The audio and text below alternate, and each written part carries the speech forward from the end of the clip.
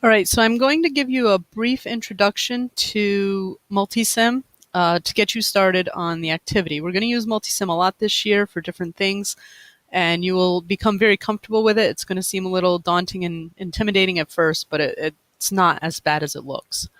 So we're going to create the circuit um, in the simulation packet, the first one, procedure number 1, with the 220 ohm and 470 ohm resistors. So we're going to start by placing a source. There's a couple ways you can go about doing this. First, you can place a source here, or you can go to place component and change here to sources. So the first source we want is a DC power. Most of the time when you're creating circuits in this class, you're going to choose the DC power. Say OK, and we're going to place it in place here. Don't worry about the value of it right now. You can see that it came in as 12 volts. We need 12 volts, so that actually works out for us. This window pops back up after you place a component, so the next component is still under the sources category, and we're going to scroll down. We need the ground. Your circuit won't work unless you place a ground. So choose ground, say OK, and we're going to put it down here somewhere. We'll put all the components in, and then we'll go through and connect them with wires. The next thing that we need to place is our 2 resistors. So where it says sources, we're going to drop that box down, and we're going to go to basic. These are your basic electric components that we're going to be using.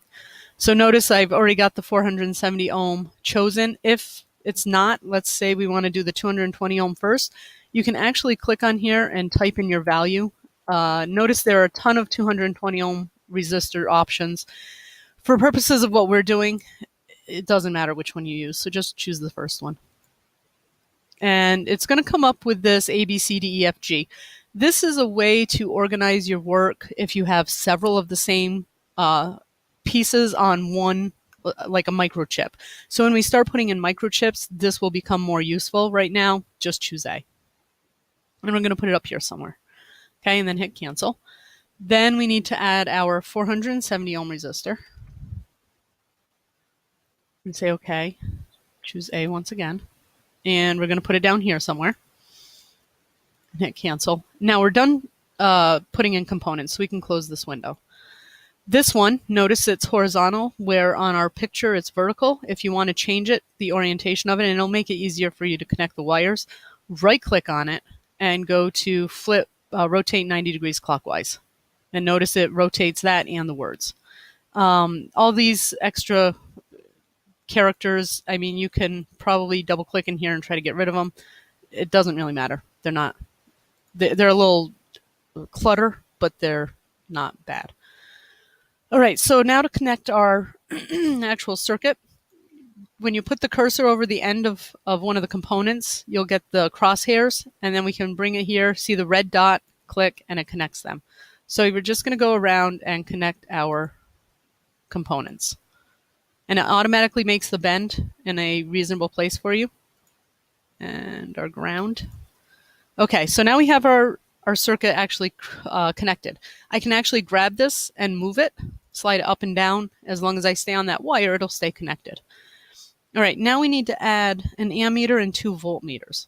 So we're going to place a component, and now when we come over here, we want to place an indicator. That's what we're looking for, is an indicator. So first we want to place a voltmeter, and just the voltmeter H is fine. There's not really a any difference between them as far as we're concerned for what we need to do. So say OK, and I need to place a voltmeter for this resistor and a voltmeter for this resistor.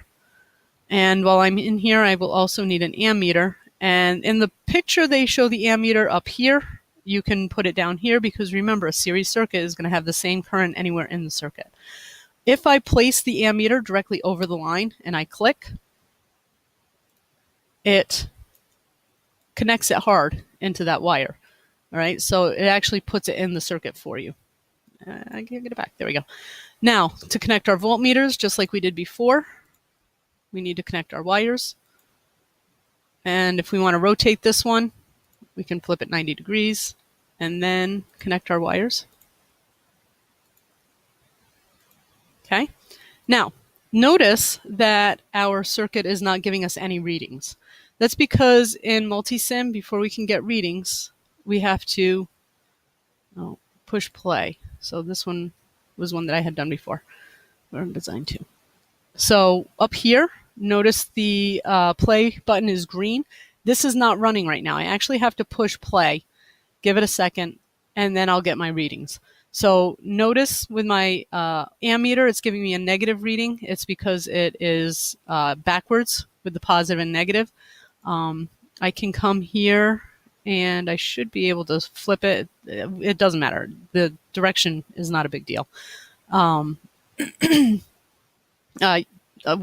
the reason it wouldn't let me do anything, to just let you know, is you actually have to stop the circuit, push stop, before it'll let you do anything.